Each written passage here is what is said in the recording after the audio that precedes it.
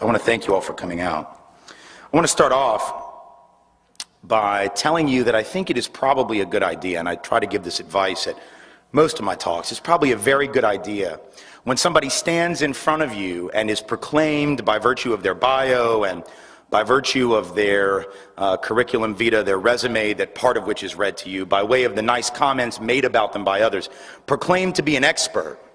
It's probably a very good idea to ask yourself why it is that you're listening to that person and not somebody else. In this culture, we are led to believe that if someone stands before you, a proclaimed expert, that it must be because they are indeed the brightest bulb in the box, that they know something that the other people don't know. I am not standing in front of you, and you are not listening to me because I am the most informed person in the country on racism or white privilege, not because I am the best speaker on those subjects. I am fairly good, and I intend to demonstrate that to you amply in the next hour. It is not because I am the best writer on the subject, though I am okay with that as well. It is instead because I, and I know this, fit the aesthetic that is needed on too many campuses and too many communities around the country in order to come in and to give this talk. Nothing that I am going to say tonight, or at least very little, originated in my head. Nothing, or at least very little, of what I say tonight is in fact new. Almost every single thing that I'm going to say this evening is wisdom that has been shared with me either patiently or sometimes not so patiently by people of color who have in almost every instance forgotten more about the subjects of racism and white privilege since breakfast yesterday than I will likely ever know. And yet they will not be asked to give 85 engagements around the country this year or next on this subject. Not because they have not the wisdom to do it, but because privilege, the subject that I'll deal with tonight, bestows upon me that advantage. And so as a matter of responsibility and accountability, I have to own that up front so that when you go away from this evening thinking to yourself, my goodness, that was good. And I'm sure that's my subliminal way to tell you you're going to think it's just great. And when you go away from here thinking that I have filled your heads with all this great knowledge and wisdom, please know that it is not mine. And the next time you hear it from a person of color, the next time it is shared with you, for those in the audience particularly who are white, the next time it is shared with you by a person of color, as it will be and as it has been in one form or another, please listen to it. And please know that it is from that source that I get virtually all of my material. We will know that we have made progress only on that day when a person of color can get up and give the talk that I'm about to give and be taken half as seriously as I expect to be taken. It's interesting to see so many people come out to these events, because to hear some people tell it, you would think that this conversation was almost wholly unnecessary. To pay attention to the American political process and what the candidates for this nation's highest office have to say and not say about the issues that are of importance to them, and thus we are to presume importance to the nation, you would get the impression that the issue of race, that the issue of racism, that the issue of discrimination, and certainly that the issue of white racial privilege were non-existent issues, that they were of really no importance or very little importance, because you will not hear and have not heard any of the candidates for presidency of the United States in either party of whatever political ideology make this an issue. Yes, they talk about poverty, and occasionally they talk about schooling and education. They talk about health care. They talk about all of those things, but not once have any of those candidates tried to directly connect the role that racism, the role that racial discrimination, the role that institutional racial oppression and white privilege play in regard to health care, in regard to housing, in regard to schooling, in regard to poverty. It is as if those issues exist in a vacuum and have no relationship to color, have no relationship to race, have no relationship to a history of racial subordination.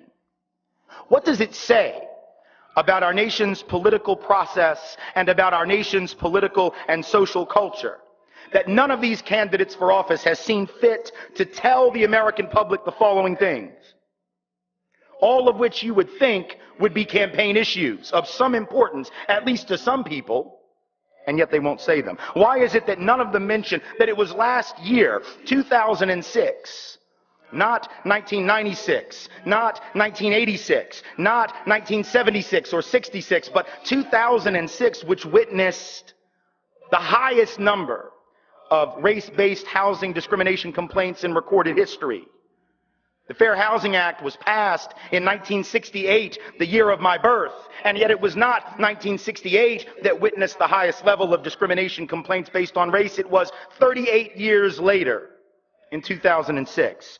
What does it say about our culture and the politicians, the choices we have been given for leader of the so-called free world, that none of these candidates sees fit to mention as they talk about health care, which subject they do talk about with some regularity? What does it say that none of them have seen fit to mention the research that was published in the American Journal of Public Health in 2004, which had looked at 10 years of excess mortality data for African Americans from 1991 to 2000, looking at the number of black folks who had died above and beyond the number that would have died but for their blackness, in effect, and the social and economic conditions that ascribe and essentially adhere to blackness in this country.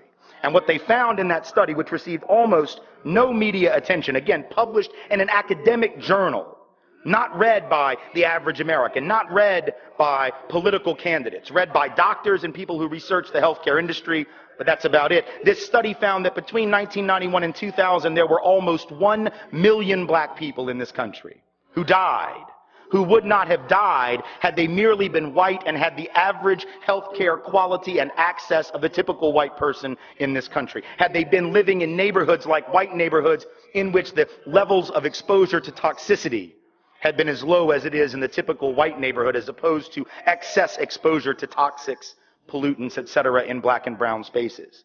Almost 1 million excess dead people, in this case black folks, who wouldn't have died had the system of healthcare access and exposure to toxics been equal between white folks and black folks. How is 1 million dead black people not news? You see, if James Byrd gets dragged to death behind a truck in Jasper, Texas, you will hear about that, and well, you should. If one individual is the victim of a vicious hate crime, you will hear about that, and well, you should. But if nearly 1 million people die, not because of bigotry, not because of hatred, not because of some white supremacist organization, but because of systemic and institutionalized injustice, you will not hear anything. How is it not news, and why are no candidates mentioning that?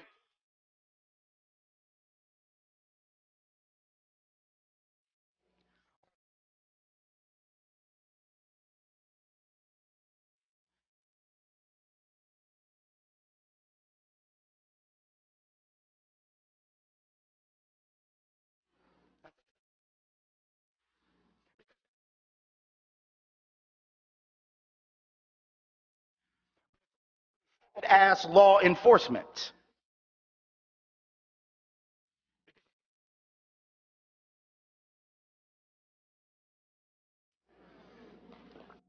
Because if that were the purpose, putting aside whether or not we ought to deal with a medical and a health problem known as drug addiction with war metaphors in the first place, different lecture for a different night. Even if we assume that that is a good policy, let us be clear that that is not what we're fighting. We're not fighting a war on drugs, because the first rule of any war is to go where the enemy is.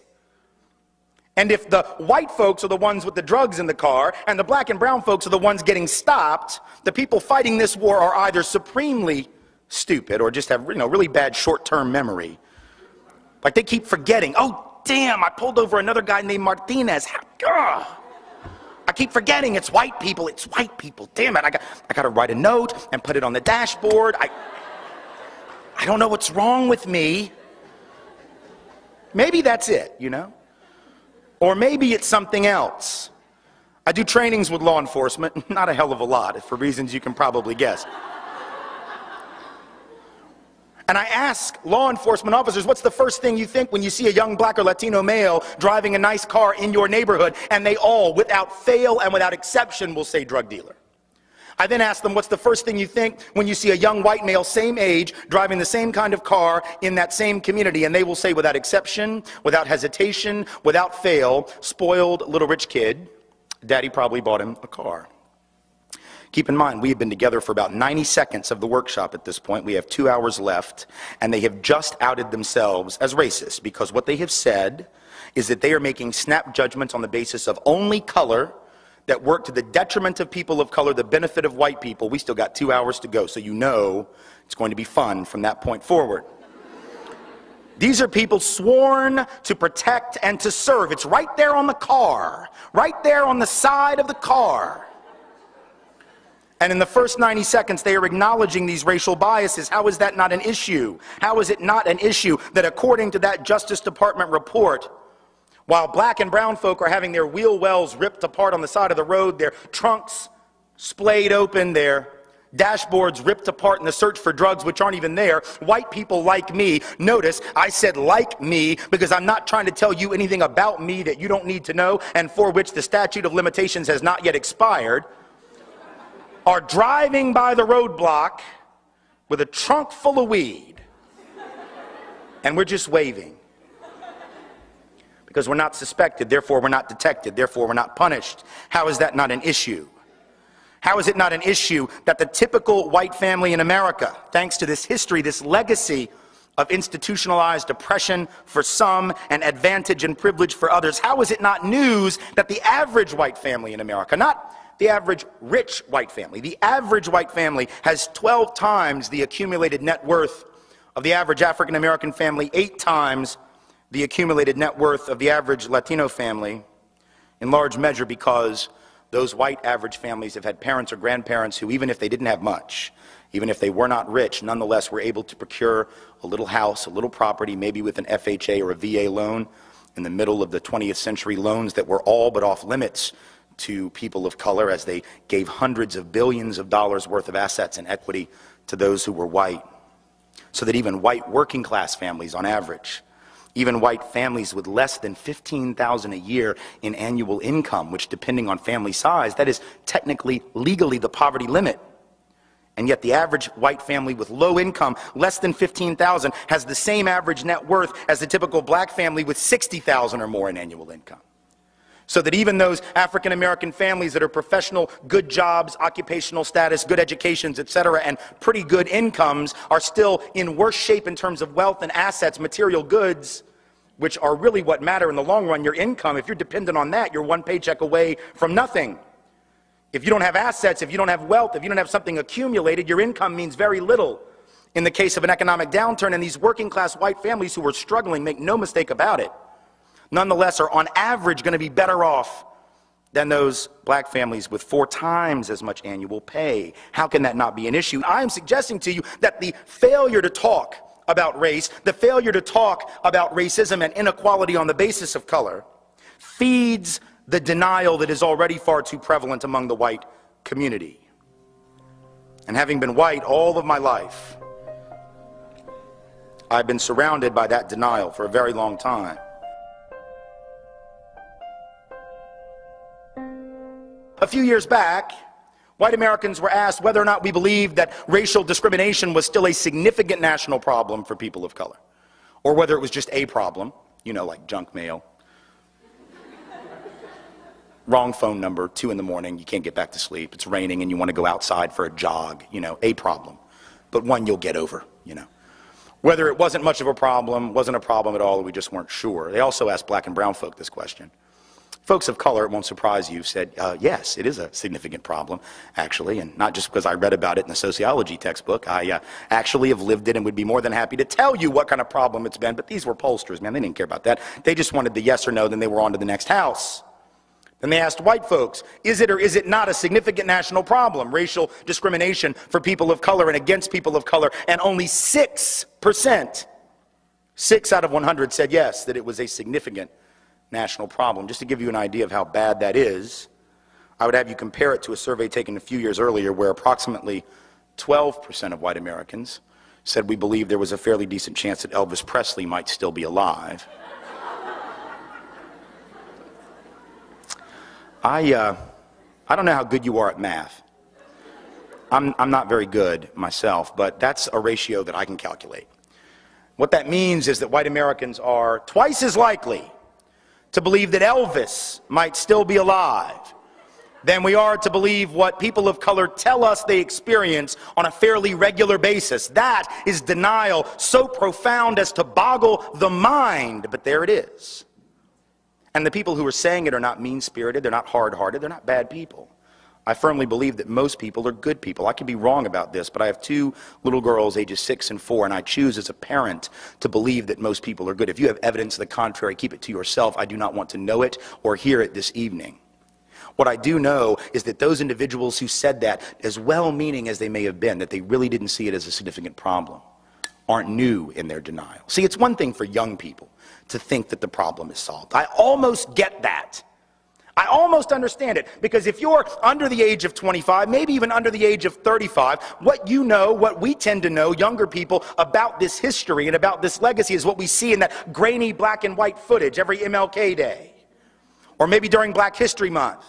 If I were to ask you, do you believe that folks of color had equal opportunity and were treated equally in this country in 1963?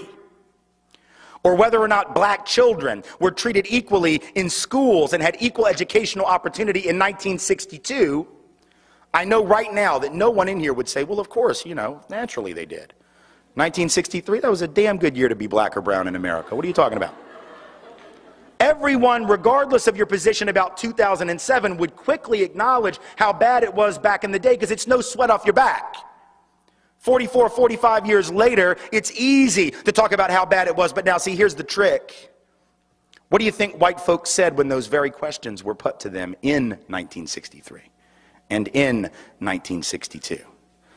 At a time when the apartheid system in this country was very much in full effect. It was before the Civil Rights Act, before the Voting Rights Act, before the Fair Housing Act. In retrospect, we can all look back and say how profoundly unequal it was. How profoundly unequal it was. And yet when white folks were asked, some of them our parents, our grandparents, great uncles, great aunts, these ancestors of ours, right, were asked the very same question in 1963. Do you think that people of color, they didn't use that term, it said racial minorities. Do you think that racial minorities are treated equally in your community? And 80% of white folks said yes. In 1962, when Gallup asked, do you think that black children receive equal educational opportunity in your community? 90% approximately of white folks said yes. Nothing to see here. What is all this complaining? What is this march on Washington? I don't get it. I don't understand it. In fact, the very month of that march, which now it seems like every white liberal wants you to believe they were at. The very month of that march, white folks were asked by Newsweek what they thought about it. They said, 2/3 of whites said that Dr. King and the movement were pushing too far, too fast, asking for too much, and too soon.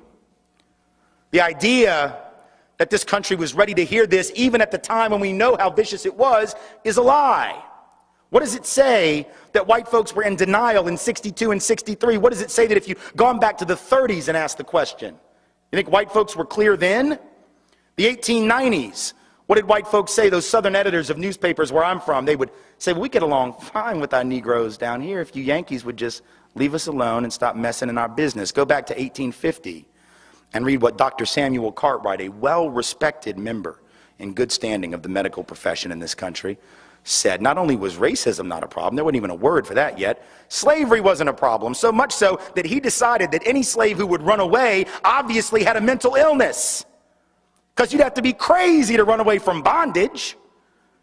So he came up with a term, he called it drapetomania. Don't even know what the root of that is, don't want to know, don't understand where the word came from, but that's what he called it, drapetomania. You must be crazy, you must be mentally ill to run away from your loving master. Denial. In every generation, 2007, 1963, the 30s, the 1890s, the 1850s, my point being that in every generation, members of the dominant group have said there is no problem. And in every generation, without fail, we have been wrong. And in every generation, people of color, those who were the targets of that oppression and subordination, have said there is a problem. And in every generation, without fail, they have been right. So the question for us today is, what are the odds, honestly, that people of color who have never gotten it wrong have suddenly lost their frickin' minds and have suddenly become unable to see truth and to separate it from fiction? And counter to that, what are the odds that white folks who have never gotten it right yet have suddenly become highly, highly perceptive? The odds are pretty long. And again, it's not because white folks are insensitive or hard-hearted, let alone stupid, but it is that those of us who are white have the luxury of not knowing black and brown truth. We don't know because we don't have to know. We are not tested on it. If I don't know what people of color experience, what happens to me in this country? Virtually nothing. But if people of color don't know my reality, if people of color don't know white reality better than white folks have to know it, if they cannot regurgitate it to us better than we would ever be able to regurgitate it to ourselves, all hell breaks loose. So people of color are going to have to know white history, white literature, white art, white theater, white poetry, white drama. I know we don't call it that. That's sort of the point. When your stuff is the stuff against which everybody else's stuff is compared and found lacking, you don't have to name it. It's just the norm. That's why, for those still confused, we don't have White History Month, because we have several. They go by the tricky names of May and June, July, August, September. Pretty much any month that we have not designated as someone else's month, that's White History Month. But we take it for granted because we don't have to know other folks' reality. That's a privilege. That's an advantage. That's a head start. And it's one we must think about. See, that's the other piece of this, right? It's one thing for white folks to acknowledge racism. Because, you know, white liberals will. God bless them. White liberals will acknowledge that racism is real. Oh my goodness, we should do something about that. Yes, we should. It's terrible, that racial profiling, that housing discrimination. My goodness, it's awful. Yes, it is. But just because we acknowledge racism and discrimination doesn't mean that we'll necessarily acknowledge the flip side of that. Doesn't mean that we will acknowledge that for everyone who's targeted by that discrimination, which we're willing to admit exists, there is somebody else not being targeted, guess whom, and that those individuals are elevated by definition and receive an advantage, receive a subsidy, receive a privilege in the process. You see, we like to talk about those who are down as if there is no up, right? We like to use language that obscures the interrelationship of down and up. Now, down has no meaning without an up. It is a relative term. But we talk about those at the bottom of the hierarchy, not paying attention to the fact that for anyone who's down, someone is above them, and they're above them because they're down. We use this language that makes it impossible. And when I say we, I don't mean like right-wing folk. I'm even talking about them. I'm talking about nice, liberal, caring service providers. Right? People who just want to help. Right? I just want to help the underprivileged. That's the word we use. I've used it before. I don't use it anymore, except in a speech like this. Right? We just want to help the underprivileged. But what's wrong with that word, folks? At least two things that ought to be pretty obvious to you, right? Number one is it's a passively constructed term, right? It's the passive voice, as my English teacher would say. Underprivileged doesn't imply that anybody did anything to anyone. It's just there's privilege and I will be damned. There you are under it. We could just figure out how you got down there. We could solve all the problems of the Western world. But we don't want to know how you got down there. No, that's why we came up with that bumper sticker. Stuff happens. That's the G-rated version. That's a bumper sticker that only a straight white upper middle class male could have made. Because anyone who isn't straight, anyone who isn't male, anyone who isn't white, anyone who isn't upper middle class knows that stuff doesn't just happen. Stuff gets done by people to people. Nothing is a coincidence. Nothing is random. It isn't osmosis. And so we act as if it's some passive thing, but yet that's not the case. And the second problem with the term underprivileged is even bigger than the first one, is it's a relative term.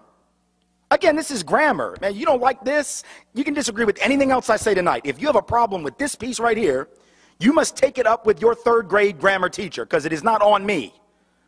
If we use the word underprivileged, then by definition there must be an overprivileged, but we don't use that word in polite conversation. Indeed, it doesn't exist in any dictionary to be found on the planet. If you don't believe me, go back to your res hall, go back to your apartment, go back to your home, go back to your place of employment, And tomorrow I want you to punch in 2 little words. The first one, underprivileged. Make no mistake, your spell check is going to recognize that word. It's in their dictionary. They can give you the definition. They can give you the synonym. They can give you the antonym. They can show you the phonetic way in which you should spell it. Now come down 1 line, type in the word overprivileged, and watch how fast that little red line pops up. That line which says, nope, you're an idiot. Making up words that don't exist. Try again and get back to us. But if there's an underprivileged, there must be an overprivileged. Why don't we talk about it? Because that would require that we acknowledge that if there are 2 to 3 million people being targeted for race-based housing discrimination because they are people of color every year, that is 2 to 3 million more places I can live. If people of color are being targeted and profiled and I'm not, that is an advantage. It may or may not have material consequences. A lot of privilege isn't about material acquisition, so please know this. When I talk about white privilege, I don't even mean money necessarily. For some, it definitely translates to that. For some, it has certainly meant that. But even for those white folks who don't have that money, white privilege is real at the psychological level. I grew up for the first 18 years of my life in an 850 square foot apartment where the plumbing was always leaking, the air conditioning was constantly busted, we had no savings, we ran cars into the ground until they just stopped running, took no vacations, had no assets, had no credit that wasn't bad credit. So I was one of those white folks who certainly didn't have class privilege, and yet I had the knowledge that I was perceived in school as highly capable, not because of my class background, which was no great shakes, but because I was seen as a bright, capable white child, and students of color who were every bit as capable as I were tracked low while I was tracked high. I could make bad grades, and I never seemed to fall out of favor in those types of classes because I was seen as simply underperforming, not quite living up to my standards, you know. So I received the psychological edge of knowing that in those classrooms, if I didn't do well, and I often didn't, I was a bad student. But if I didn't do well, I never had to worry that that would be ascribed to my race. I never had to worry that someone would say, well, of course he's not good at that because, you know, he's white. Because unless I was going to be trying out for a job that involved jumping or dancing, what stereotype exactly is working against me as a white person? There aren't many. But for people of color, it's a whole different ball game. Knowing that if they underperform in an academic environment, knowing that if they end a sentence with a preposition when they answer that question in class, or if they mispronounce a word, or if they simply answer the question wrong, they have to wonder whether they dropped the ball not just for themselves, but for all those coming after them who look like them, whose presence on that campus or in that job complex, in that office, is constantly under scrutiny, constantly being questioned, constantly being double-guessed, second and third and fourth guessed. Do they really belong here?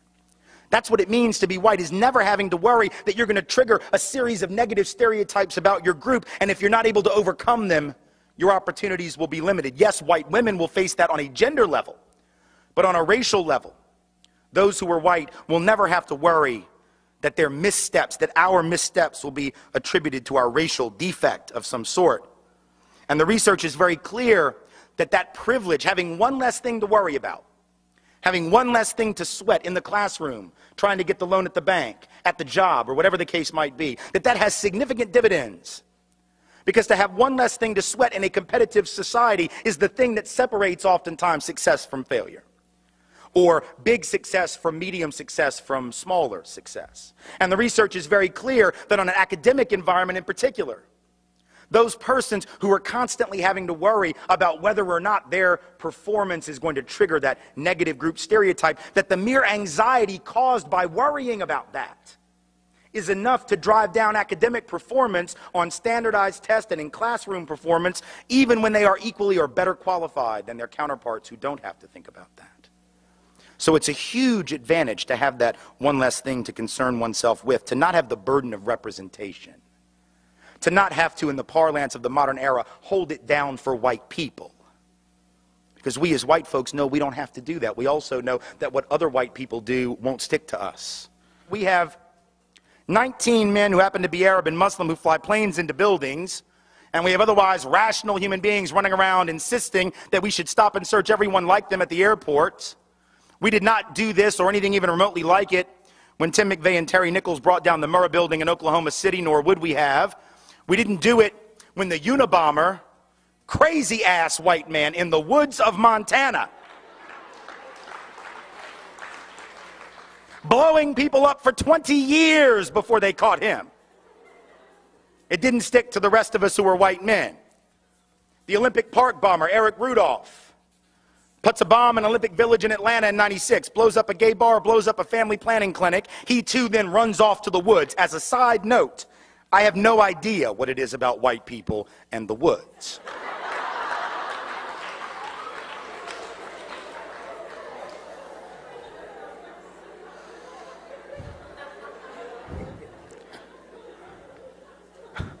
But whatever it is, probably explains why black folks don't do a lot of camping.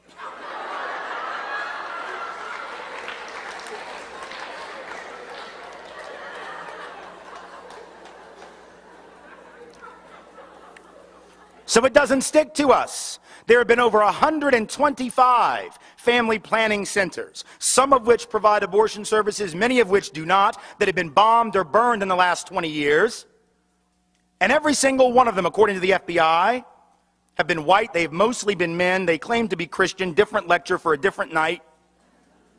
125 or more. 125 plus McVeigh and Nichols is 127. Unabomber's 128. Eric Rudolph is 129. 129 confirmed terrorists who are white in this country in the last 20 years. It sticks to nobody who's white. 19 Arab Muslims, and it sticks to everyone who is either 700 million Arab folk on the planet, 1.5 billion Muslims on the planet. To assume that we know something about them based on the acts of 19 is to commit what any statistician will tell you is sampling error. It is mathematical illiteracy. And yet we do it because we can. Privilege, not having to worry about it. But let me suggest to you something, because the title of this talk, after all, is The Pathology of Privilege. And I want to be very clear that privilege of not thinking about it, that privilege of not having to know someone else's reality, that privilege of being able to ignore it, and the privilege of benefiting from the inequality, having a certain leg up, actually is very dangerous. And not just for those who don't have it, that there is actually a downside for those who do. And this is important, right, because in a country like ours, which encourages us to take advantage of our advantages, if I tell you that you have privilege, your first inclination is not to try to get rid of that. That's not the culture in which we live. But I want to suggest to you there are reasons why even those of us who benefit in relative terms from racism and institutional white supremacy should care about this, not out of some altruistic, I want to help other people impulse, but because it is actually dangerous for us as well.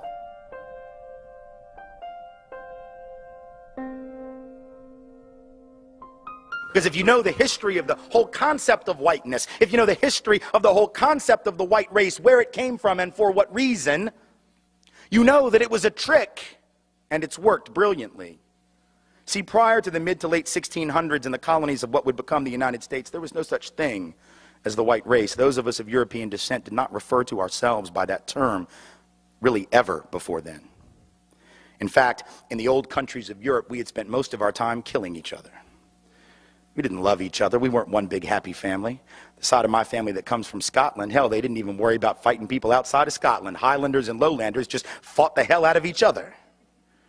So there was no white race, but in the colonies of what would become the United States, what did we see in the 1660s, 1670s? We began to see that Africans of indentured servant status, many of them not enslaved yet, they were not necessarily permanently enslaved. Some were, others were indentured, like many poor Europeans, for periods of 7 to 11 years. They could work off their indenture, and then they would be free labor, technically. Realized, as did the white indentured servants, the Europeans, who hadn't even been called white yet, that they had a lot of things in common, like the fact that they were all getting their clock cleaned by the elite. And so they would get together, more than our history books taught us, to foment rebellion against the elite, to try to get a better deal for themselves on the basis of economic necessity and economic justice. And what did the elite do? When you see that you're outnumbered by black and white folks who are penniless, landless, peasants, you have to do one of two things. You either have to kill them all, but you can't do that because who's going to work? Rich folks weren't going to. They had to get poor people to work. The whole point was to be a person of leisure back in those days. That was the goal, was not to work. So you couldn't kill them all. You didn't want to kill them all. You had to do the work yourself. You had to build your own levee, build your own house. No. Pick your own tobacco, harvest your own cotton. No, we're not going to do any of that. So you can't kill them, but you can co-opt them. And so the elite in Virginia, for example, in the colony, begins to give certain carrots to people of European descent, saying things like, you know, we're going to let you own a little land. Not much, but just a little. And we're going to get rid of indentured servitude. Now you're free labor. And by the way, once you're free labor, you get 50 acres of land. Just because you're free labor, see? So we're going to cut you in on this deal. We're going to let you enter into contracts. We're going to let you testify in court. And here's the best of all. We're going to put you on the slave patrol to keep those people in line, right? The idea was you're still going to get your clock cleaned. We still don't like you. We still aren't going to really empower you or change your economic subordination. But we're going to make you honorary members of this team, and you're going to help us keep those other people down. And so they got a little taste of power, and it did effectively divide and conquer those coalitions. Those rebellions began to stop almost instantly. Fast forward to the Civil War era, you have rich white folks in the South, where I come from, standing up and openly admitting that the reason they're prepared to secede from the Union, and the only reason they ever articulated publicly, ever, was to maintain and extend slavery and white supremacy not only where it already existed, but into the newly acquired, that is to say, stolen territories from Mexico to the West. That was what they said. Now we lie about it. We say it wasn't about slavery, that it was about states' rights. Yes, the right of the states to keep and maintain slaves, exactly. But back then they had no shame, so they didn't try and cover it up. They openly said it, but once again, the rich didn't want to go do the work. Are you kidding? No. They're going to get poor people to go fight for them. And the poor folks didn't even own slaves. Now think, how do you get poor people who don't even own the shirt on their back, let alone slaves, to go fight to keep your slaves for you? You've got to convince them that their skin is more important than their economic interest. Because think about it, if I am a farmer who has to charge you $1 a day or $2 a week to work on your farm and harvest that tobacco or pick that cotton, but you can get a black person to do it for free because you own them, who's going to get the job? Not me. In other words, slavery actually undermined the wages and the wage base, the economic floor of the typical white working class or low-income person. But they were told, if these people are freed, they're going to take your job. No, fool, they got your job. That's the point. And so at some level, again, working class white people being harmed by white privilege, relatively being advantaged, right? Being given a leg up, being given a membership to the club, but in absolute terms being kept economically subordinated by the very thing that gave them a sense of superiority. How's that for irony? Then in the present era, this hasn't stopped. This is not ancient history. Now we have people running around insisting that we should close the border with Mexico because if we don't, the wages of working class people will continue to fall. The implication being that the only reason workers are paid like crap in this country is because the border is open. But if you believe that, you would actually have to believe that if that border were closed, that all these owners of capital and industry would just say, oh, well, you figured us out. Here, it's a raise. Do we really believe that the only thing keeping bosses from paying people more is the presence of low-wage, medium, semi-skilled labor from south of this artificial border? Is that really what we believe? We know that if that border is closed, it isn't going to be closed to capital. It isn't going to be closed to goods. If you have a border that can be crossed by capital looking for the highest return on investment or goods looking for the highest price, but labor is chained to its country of origin, how is that going to work to the benefit of working people? By definition, it doesn't. By definition, it immiserates the working class. Divide and conquer. But the best example of all, perhaps, in the contemporary era, in the greater New Orleans area after Katrina. Here you have two communities that were the most hard hit. The lower Ninth Ward, mostly black community, 94% African American, about 40% official poverty rate, heavy working class community. And right across the canal, St. Bernard Parish, Chalmette, 95% white, also working class, high levels of poverty, economically very similar. And at the end of the day, in those first few days of September 2005, more similar than they probably would have realized. Because when those levees broke, they all got their stuff jacked. They all got their stuff destroyed. But if you had asked white folks in Chalmette, and I've done it, Who was the cause of the problems in the greater New Orleans area? Prior to that flooding, they would have pointed across that canal at those black folks, wouldn't have called them black folks, and would have said, there, that's the problem. 70% of the white folks in St. Bernard Parish voted for David Duke, white supremacist, neo-Nazi, former head of the largest Ku Klux Klan group in the United States when he ran for governor in 1991. 7 out of 10 gladly voted for him because he was blaming black folks for all of their problems, and they bought it. What's the irony? The irony is that while they were blaming black people for their problems, while they were blaming black people for the conditions of the greater New Orleans area in which they lived, nobody was paying attention, least of all they, to the fact that these white elite politicians, either in Baton Rouge or in Washington, whose job it was to secure those levees, to make sure that levee funds were spent in the proper way and that they were spent at all, those mostly white and mostly elite politicians did nothing. At the end of the day, it wasn't just the black folks in the lower Ninth Ward they didn't care about. They really couldn't have given a rat's ass about those poor and working class white folks either. And yet, when the people of Chalmette, people of St. Bernard Parish got back into session, first time they had a city council meeting, parish council meeting after the flooding, the lights aren't even on yet. The water isn't even hooked up. And the first order of business was to pass an ordinance saying that you couldn't rent property in St. Bernard Parish to anyone who wasn't a blood relative. Now, I'll leave it to your imagination as to why you'd want to pass a law. That law had never existed before. But now that it's been emptied out and you don't know who might come back, that's a damn good way to keep black people out, isn't it? Because if you're 95% white to begin with, if you pass an ordinance that says that, that's a great, you can't say no blacks need apply. You can't say no blacks allowed, but that was an ingenious way to get around the law. Now, they got caught. There was a lawsuit threatening, they got rid of the ordinance. But my point in bringing it up is to say, once again, divide and conquer is working. These white folks in Chalmette need to march across that canal and join hands with the black folks who've been sitting there more than willing to work with them for an awful long time and march on Baton Rouge and march on D.C. and march on the Corps of Engineers and recognize their commonality of interest. But the whiteness and the lure of whiteness has tricked these have nothing in their bank account white people into believing that they got more in common with the rich white folks on St. Charles Avenue that didn't lose anything in that flooding than they have in common with the black working class folks who live about 500 yards away.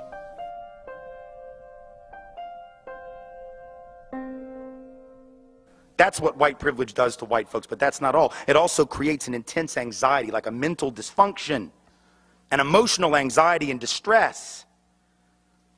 If you're privileged, after all, if you're the top dog, if you have all the advantage, you're constantly afraid of who's gaining on you. You're constantly afraid of who's coming to take what you have. We've got to close the border. They're coming to take our stuff. We got to worry about terrorists. They're coming to take our stuff. We got to get them before they get us. Preventative war. We got to stop them. That's what privilege will do for you, because those who have it are constantly anxious. A study in June of 2004 in the Journal of the American Medical Association, which received very little attention, found that in the United States, the rates of anxiety disorder, depression, and substance abuse-related mental disorders are twice the global average, 5 times the rate in Nigeria. How is it that the most powerful and privileged people on earth can have so much more anxiety than people who live in war-torn areas? Civil war, political corruption, amazing problems, often famine, all kinds of hardships that for the most part we don't see, at least in the same abundance, let's say, in the United States, and yet it's here. That the greatest level of anxiety, I would suggest that the reason that happens is because it's the privilege that generates the anxiety. It's that constant fear of keeping up and staying ahead that generates the anxiety, the mentality of entitlement. The mentality that says, this is our world and we get to make the rules in this world, and then we come to find out not so much. And we don't deal with setback very well, those who are the dominant group. And then when the real world intrudes on us, it's like a psychological come apart, like a meltdown. So when those people in Littleton, Colorado had their school shot up at Columbine, or when the folks in Santee, California, Santana High School, Springfield, Oregon, Thurston High School, all of those nice white spaces, which from the mid-90s to the early 2000s seemed like at least once or twice a year there was another one of these mass school shootings, and almost every single one of them committed by a white male of upper middle class background in a place where everyone said this wasn't supposed to happen here. Because privilege allowed them to let down their guard to the dysfunction and pathology that they thought only existed over there. So we don't notice that Dylan Klebold and Eric Harris are building 35 bombs in the basement. Because privilege means I don't even have to know what my kids are doing. I ain't seen them in like a week. I'm taking classes at Home Depot. No kids of color could have gotten away with that. 35 bombs in what basement? A. B. If folks of color roll up to the Ace Hardware looking for bomb supplies, they are not going to be sold them. But these white middle-class folks drive up in nice cars looking to get some pipe bomb material, some explosives, some real short fuses. And it's for a science fair experiment. Sure, here, you know. All right, privilege. Usually it works out pretty well. 364 days out of the year, it goes okay. But if day 365 is April 20th of 1999 and your kid goes to Columbine High School, you really don't care much about the other 364. Because when you have that privilege of living in that bubble and you don't have to think about what you don't have to think about, remember, there may come a time when you have to think about it. When 9/11 happened, notice the different ways that white folks and folks of color by and large reacted. Everybody was scared, everybody was angry, everybody was upset, everybody's freaking out. But now, there were only some folks who went in front of microphones and said the following, and they were all white that I saw. Why do they hate us? Why? Why? Why would anyone hate the United States of America? I don't get it. See, people of color, they didn't say this. And it's not because folks of color hate this country, but folks of color have historically a love-hate relationship with the society. Loving certain things about it, hating other things about it. But here's the more important point. To be a person of color in this country is to always have to know what the other guy thinks. It is to always have to know what other people think about you, because if you don't, if you for 1 minute forget what other people might think about you, your life is in danger. But to be the dominant group is to have that luxury, or to think you do. To think you do. Of not having to care what other people think. Because you're the big dog. You're the top. You're the king of the hill. You don't have to worry about what other people think. That's privilege. You don't have to know. You can sort of laugh it off. At least we thought we could. We could have that attitude that says, well, you know, what are you going to do to us? We're big and bad. We spend $400 billion a year on defense, fool. If you come for us, we will bomb you back to the Stone Age. And if you're already there, we'll take you back to whatever the hell came before the Stone Age. Because we can. And then 19 guys with $37 worth of box cutters, $1,000 worth of plane tickets, and a pissy attitude pretty much said, okay, I'll tell you what. You spend your $400 billion a year on defense, and here's the deal. Me and my boys are bringing these buildings down anyway. How do you like us now? So privilege didn't allow us to see that the rest of the world doesn't view us the way we view us. Maybe we'd have been better off knowing that. Maybe we would have been better off for decades knowing that the rest of the world doesn't view us in the same liberatory terms that we sometimes view ourselves. Now, people of color in this country already knew better.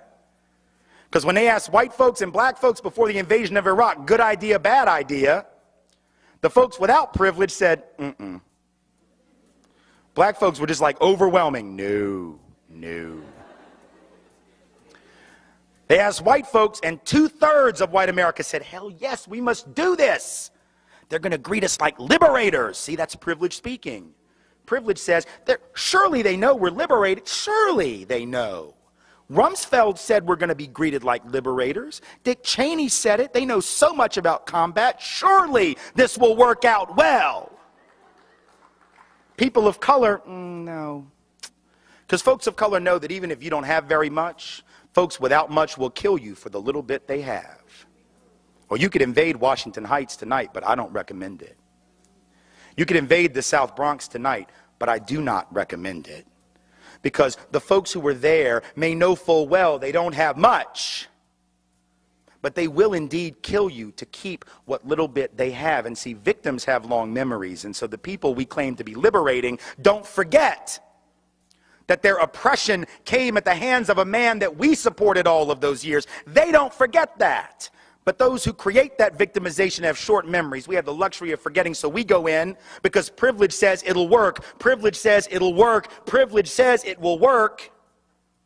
And then we come to find out maybe it doesn't work as well as we thought.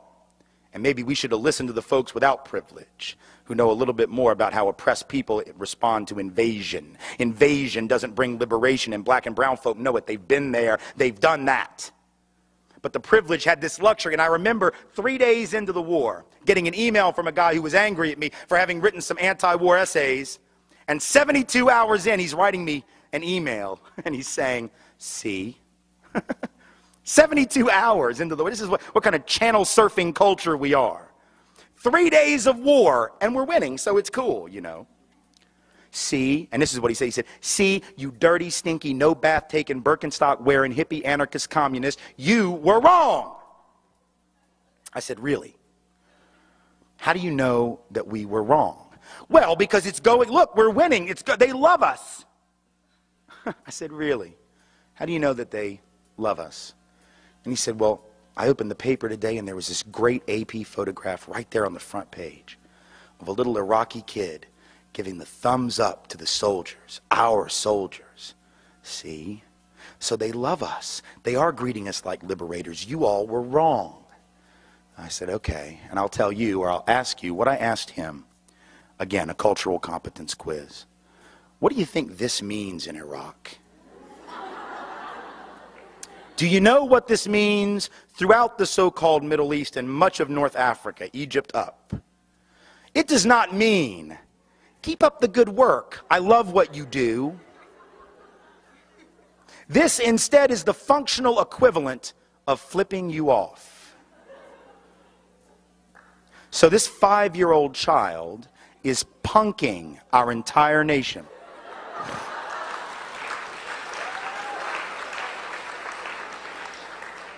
But we don't know it because we don't have to know it, but maybe we should have known it.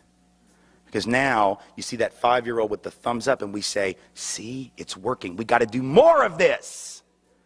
And though I'm making light of it, I'm doing it only because sometimes you have to laugh at the absurdity of this system so as not to cry. There are thousands of parents in this country and hundreds of thousands in Iraq and in Afghanistan who are going to be burying, have already buried their children, and are going to continue to bury their children this week and next week and the week after that and the month after that and the month after that, and to hear the politicians in this country tell it for years. They're going to keep burying their kids because of this hubris, because of this privileged mentality of entitlement that says the world is ours to shape in our image, that we have the right to make it over and everyone else will bow before our superior firepower, and the rest of the world has, in case you have not noticed, pretty much called bullshit on that. So at some point we better worry about privilege, not just because of what it does to the ones without it, but what it does to us, what it turns us into, what it allows our policymakers to do in our name, which is not actually in our interest. We better understand that this is a system that is every bit as capable of hurting and killing us. We are not the first targets, no, we are not the intended targets, we are perhaps the collateral damage of this system, but damage nonetheless. And if we don't want that to continue, if we want to be free of that risk that we ourselves are now placed in, we have to care about it not as an act of altruism or paternalistic concern, but as an act of self-interest and self-liberation. And this is our job, and this is our duty, irrespective of our guilt.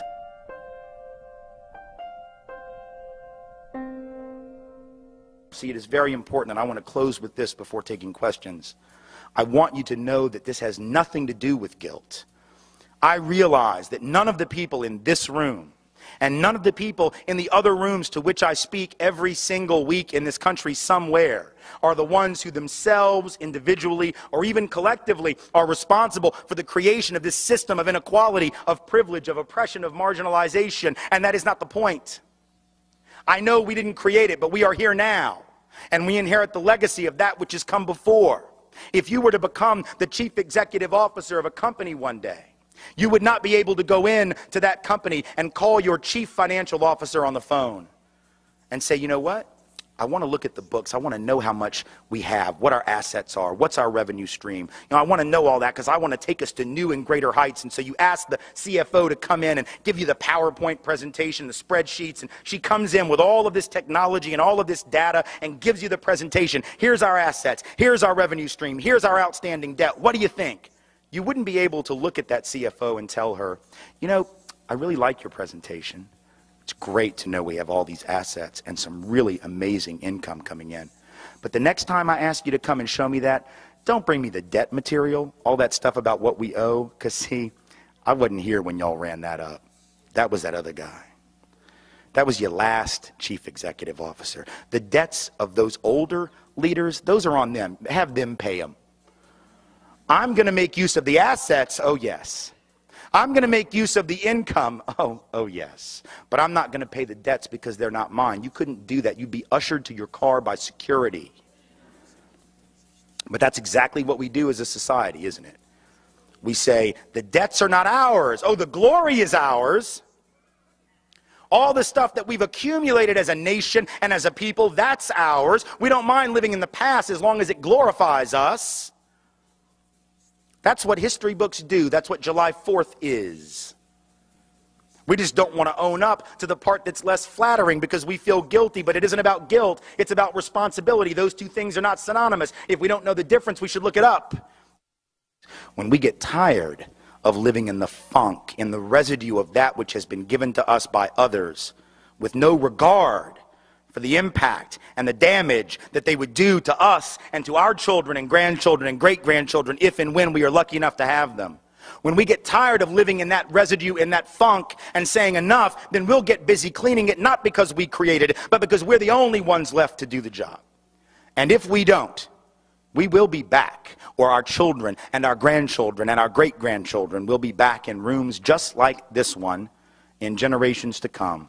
But I assure you that if they inherit this legacy, as we have inherited, the stakes will be far greater, the risk will be far greater, and the odds of success and victory at creating justice and opportunity for all will be far more remote. And so if we don't want to see that day come, it is up to us to get busy. It is up to us to take responsibility, not because we are guilty, but because we are here. Thank you very much and take care.